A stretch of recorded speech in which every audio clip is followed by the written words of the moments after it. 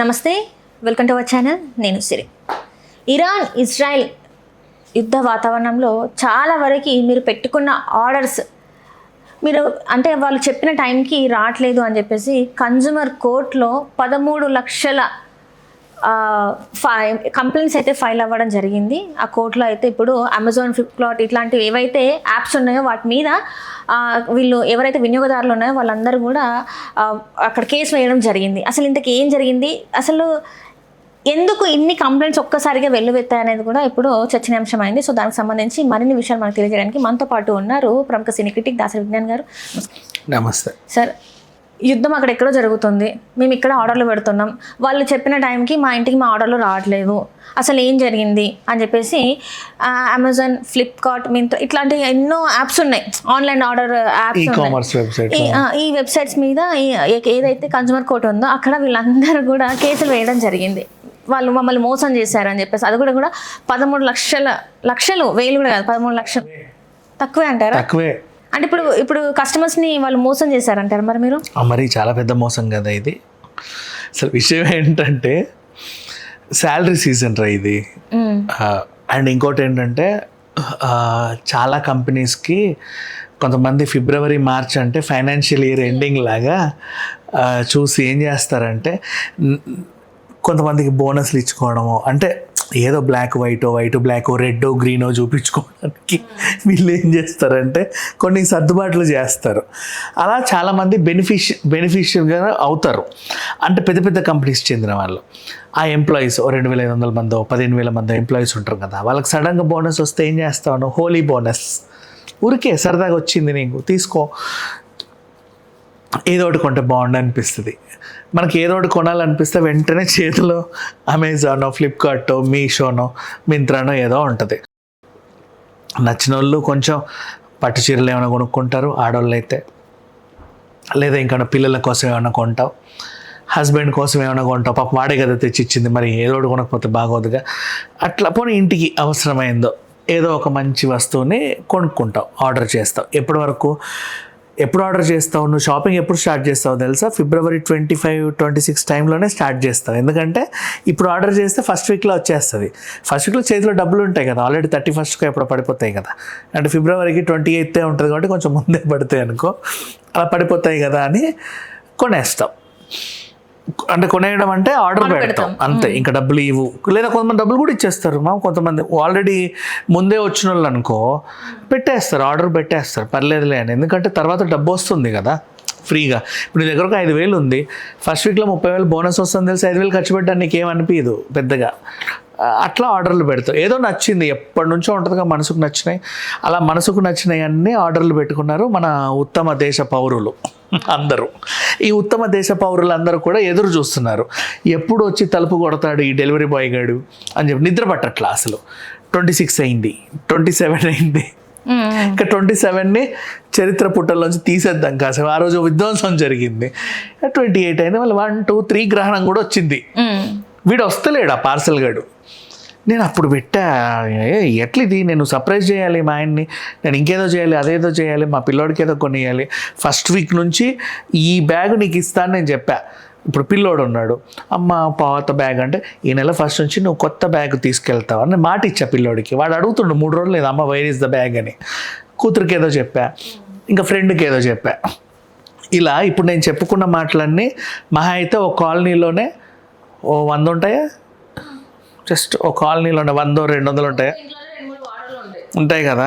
దేశవ్యాప్తంగా ఎన్ని ఉంటాయి, అన్ని రాష్ట్రాల్లో ఎన్ని ఉంటాయి, చాలా ఉంటాయి కదా బోల్డ్. వీళ్ళందరూ ఈ ఉత్తమ దేశ పౌరులందరూ కూడా ఆర్డర్లు పెట్టేశారు. డబ్బులు ఇచ్చి కొన్నోళ్ళు కొంతమంది, సిఓడి పెట్టేవాళ్ళు కొంతమంది. అవి వస్తలేవంట. అమెజాన్కి ఫోన్ చేస్తే పాపం వాళ్ళు లేపట్ల, లేదా ఫ్లిప్కార్ట్కో వాళ్ళు ఎందుకు లేపాలంటే రీజన్, వాళ్ళకి సంబంధించిన కార్గో ఫ్లైట్ వెళ్ళింది, గాల్లోకి తేలింది, ఎక్కడో ఆగింది, అక్కడ నుంచి అది కదలట్లా ఇంకెటు. అసలు కదులుద్దా లేదా టెన్షన్ ఉంది వాళ్ళకి, ఇంకా క్లారిటీ లేదు. అందులో ఉన్న ఈ వస్తువులన్నీ వాటిని ఏం చేయాలి, పోండి మా దగ్గరికి మళ్ళీ వస్తే వాటికి మళ్ళీ స్టిక్కర్లు అంటించి రిటర్న్ నీ అడ్రస్ ఇచ్చి పెడతా. అది మా దగ్గరికి కూడా రిటర్న్ వస్తే లేదో గ్యారంటీ లేదు, లేదా అది గాల్లోనే పేలుద్దో లేదో గ్యారంటీ లేదు. వీళ్ళు నీకేం సమాధానం చెప్తారు చెప్పు? నా ముక్కు వేర్ ఈజ్ మై ముక్కు పుడక అంటావు నువ్వు, నీకేం సమాధానం చెప్పాలి? వేర్ ఈజ్ మై పిన్నిస్ల గుత్తి అంటావు, నీకెవడు సమాధానం చెప్పాలి? చెప్పడు. కాబట్టి పాపం వాళ్ళు కూడా ఇగ్నోర్ చేస్తారు. అలానే నీకు అప్పటికప్పుడు సమాధానం చెప్పాలంటారా? ఆల్రెడీ ఇప్పుడు 100 మంది ఉన్నారు అనుకో టెలికాలర్లు, అప్పటికప్పుడు పెద్ద ఇష్యూ కాబట్టి నీకు ఒక 500 మందిని పెట్టాలి. వాడు ఎందుకు భరించాలి? ఇది లాసే కదా. కార్గో ఇక్కడ నుంచి స్టార్ట్ అయినప్పుడు ఫర్ ఎగ్జాంపుల్ మామూలుగా 1000 రూపాయలకు స్టార్ట్ అయింది అనుకుందాం. నేను ఊరికే చెప్తాను, మళ్ళీ 1000 రూపాయలైనా అని చెప్పి కామెంట్లు పెట్టద్దు. 1000 రూపాయలు స్టార్ట్ అయింది అనుకుందాం, అక్కడ ఆగింది. ఆగిన చోటికి నుంచి ఇప్పుడు అది వెళ్ళాలంటే 1,00,000 అవ్వచ్చేమో. ఇప్పుడున్న సిచ్యువేషన్ అది చెప్పలేము. అది 1,00,000కే కదలాలి అనుకుందనుకో, నాకు నష్టమే కదా. నేను ఎందుకు నీకు ముక్కు పుడక డెలివరీ ఇవ్వాలి? నువ్వు కొన్నది 200, నీకు డెలివరీ ఇవ్వడానికి నాకు 2 లక్షల లాసే కదా.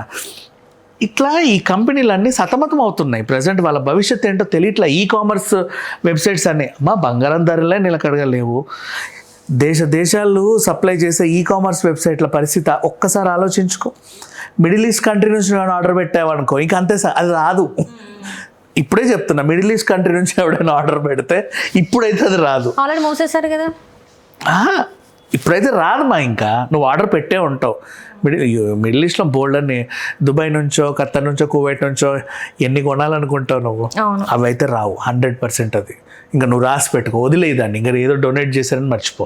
లేదా నీ రాత బాగుంటే, దేవుడి దయ నీ మీద ఉంటే ఎప్పటికన్నా వస్తుంది. కానీ వీళ్ళకి ఇదంతా కాదు, నాకు ఇప్పుడే కావాలి. ఎందుకు ఇస్తలేవు నువ్వు? How dare you? చెప్పు. ఉండు కన్జ్యూమర్ కోర్టులో నీ సంగతి. వెళ్ళు కన్జ్యూమర్ కోర్టుకి వెళ్ళు, అక్కడేమో కంప్లైంట్లు పెరిగిపోతున్నాయి. ఏం చేస్తారు వాళ్ళైనా? ఏం చేస్తారు చెప్పు? వాళ్ళు ఎంక్వైరీ చేసినా మళ్ళీ నీకు ఏం చెప్తారో చెప్పనా లాస్ట్కి?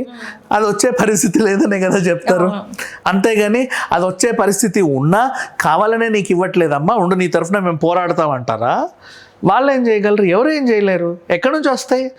నువ్వు పెట్టిన మంచి ఆర్డరే లే. నీ ఆర్డర్ నేను తప్పు పట్టట్లా, అది నీ ఎమోషన్. నీకు నచ్చే కదా కొనుక్కున్నావు, ఏదో కొనుక్కున్నావు, నచ్చే కొనుక్కున్నావు, ఇష్టపడి కొనుక్కున్నావు. పైగా ఏంటి, అందరూ కూడా ఫస్ట్ వీక్లో శాలరీ వస్తుందని కొనుక్కున్న వాళ్ళు, ఫైనాన్షియల్ ఇయర్ ఎండింగ్లో అనుకోకుండా బోనస్ కలిగి కొన్న వాళ్ళు ఉంటారు. మీ ఎమోషన్స్ని మనం ఏం అనలేం. అన్ఎక్స్పెక్టెడ్గా కరోనా వచ్చిందిరా, ఇంట్లో ఏమీ లేదు, ఏం చేస్తావు? వెళ్ళి బయటికి వెళ్ళి అసలు బయటికి వెళ్ళగలవా? ఫస్ట్ ఆఫ్ ఆల్ నువ్వు బయటికి రావద్దన్నాం కదా.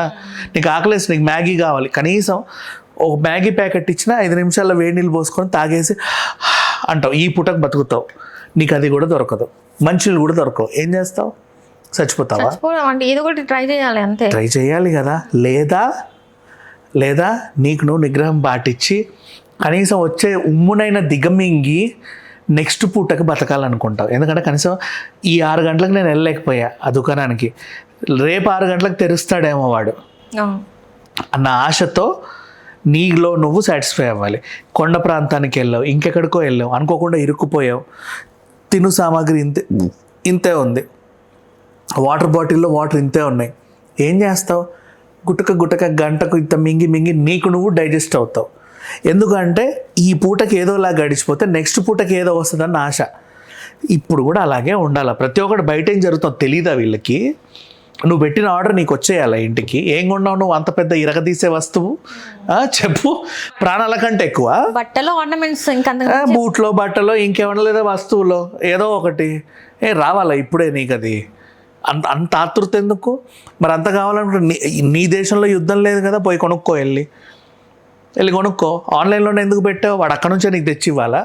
అక్కడ ఏదో డిస్కౌంట్ ఆఫర్ ఉందనో, లేకపోతే ఆకర్షణీయమైన వస్తువు ఉందనో, లేదా కొన్ని అక్కడే కొంటే బాగుంటాయనో అనుకొని కొన్నావు. అనుకోకుండా ఒక వాతావరణం బాగాలేదు మా, ఇటు నుంచి అటు ఎవరు పోవట్లా, అటు నుంచి ఇటు రావట్లా. ఇప్పుడు గల్ఫ్ దేశాలు ఎంతమంది ఏడుస్తున్నారు, మా వాడు కనీసం తింటున్నాడా లేదా, వస్తాడా రాడా, అవుతుంది, ఇబ్బంది అవుతుంది. కాబట్టి ఇన్ని టెన్షన్స్ పడుతుంటే వాళ్ళు వచ్చేది రాంది నీకు అనవసరం. నువ్వు పెట్టిన ముక్కు పుడక తెల్లారిసరికి నీ ముక్కుకు ఉండాలి అంతే. నువ్వు పొద్దున్న లేచి స్నానం చేస్తే అంత ఆతృత పడే జనాలు ఉన్నారు. సో వాట్ ఎవర్ బయట జరిగేవేవో గుర్తుపెట్టుకోండి, కొంచెం ఏం జరుగుతుంది అనేది చూడండి. ప్రతి పౌరుడికి దేశం మీద కాదు, ప్రపంచం పైన కూడా ఒక జ్ఞానం ఉండాలి. అంటే నీకు దేశం మీదే ఉండాలని అంటే నీకు మళ్ళీ పార్షియాలిటీ వస్తుంది, నా దేశం నేను అని. ప్రపంచవ్యాప్తంగా అందరూ మనుషులే కదా, ఏదో అవుతుంది అక్కడ. ఓపిక పడితే ఏమైంది? Right thank you so much. Hello, Telugu రాజ్యం ఛానల్ చూస్తున్నారా? సామాజిక, రాజకీయ, జీవన చిత్రణే తెలుగు రాజ్యం. అతిశయోక్తులు, అసత్యాలు ఉండవు. రాజకీయ కోణం కాదు, ప్రజా కోణమే కొలబద్ద. తెలుగు రాజ్యం వీక్షణ మీ ఉత్తమ అభిరుచికి నిదర్శనం.